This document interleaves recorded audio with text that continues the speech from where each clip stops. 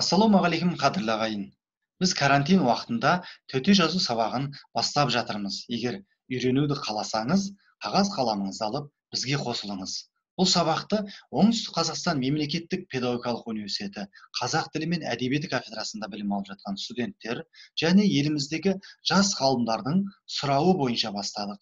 Сіз төте жазуды үйрену арқылы кешегі алаш қайраткерлерінің өз қолымен жазып кеткен мұрасын түпнұсқадан оқи аласыз.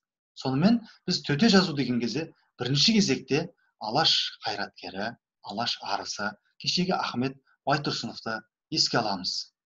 Ахмет Байтұрсынов өзіне дейінгі қалыптасқан араб графикасындағы ескі жазуды негізге ала отырып, және қазақ тілінің заңдылығын сақтай отырып, төте жазу әліппесін жасаған болатын. Сол әліппе қазіргі күнге дейін бірнеше мәрте өзгеріске ұшырады.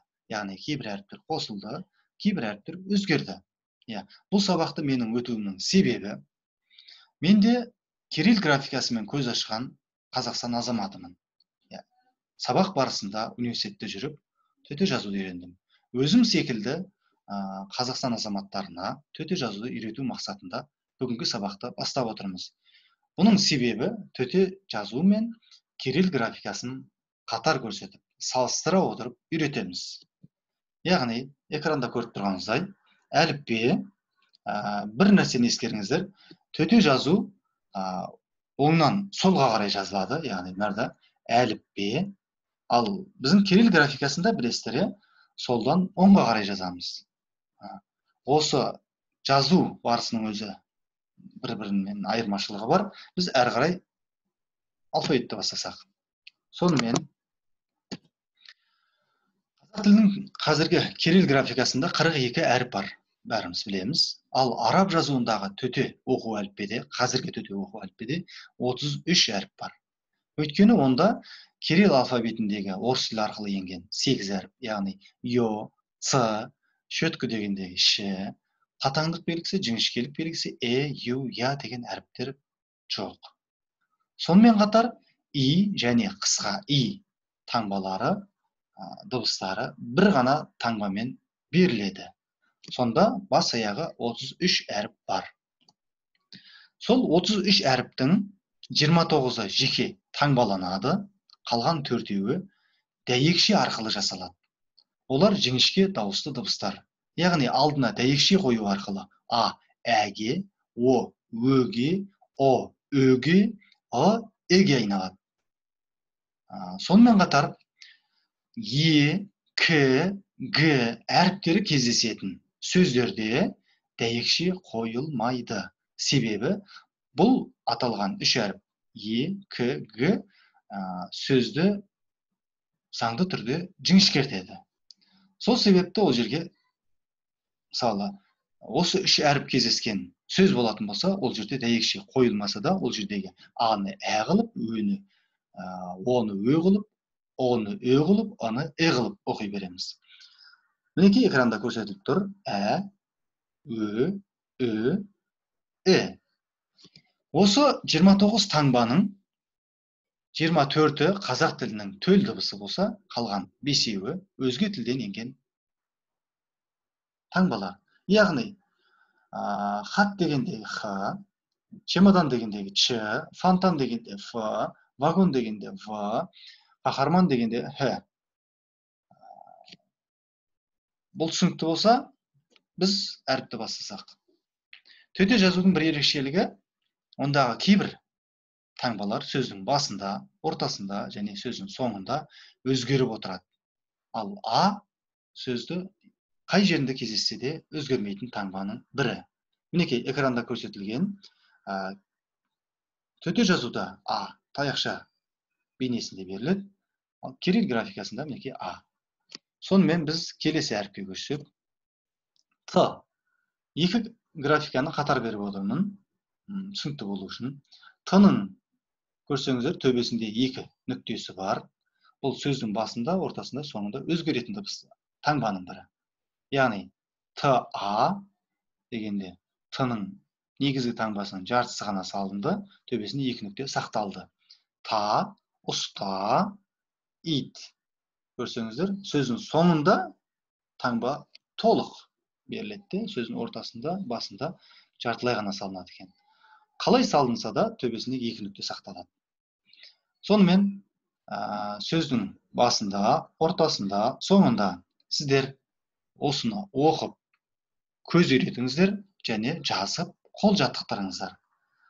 Ал мысалға келетін болсақ, ат, та, ата, тат, та, атта, ата, яғни дефис арқылы келгенде та, атта. Қарасаңыздар, екі т қатар келген кезде жартысы, одан жартысы мінекей қосарланып бір-біріне жалғанып жазылады екен. Ал адан кейін еш нәрсе аның таңбасына қосарланып жазылмайды екен. Ал а сөзінің соңында келетін болса, алдындағы әріптің аяғына қосылып жазылып кетеді екен. Демек, т әрпі түсінікті деп ойлаймын. Келесі п.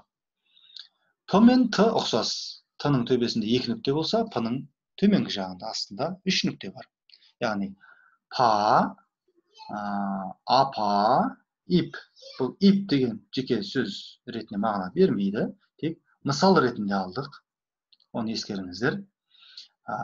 Мысал сөздерге қарасақ, ап, па, апа, пап, бұл да жеке мағына бермейді, тек көрсету үшін ғана алдық.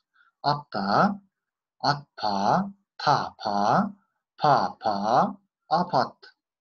П әрпінің таңбасының сөздің басында, ортасында, соңындағы бейнесі. Мінекей, осыған қарап, көз үйретіп, қол жаттықтырыңыздар. Келесі әріпке көшейік. Н. Н мен П, Т ұқсайды екен. Яғни, Н-ның төбесінде екі нүктесі бар. На, ана, ын. Ын да жеке тұрғанда мағына бермейді. Мысал үшін алдық. Ан, на, ана, нан, атан, апан, тана, пана, анна.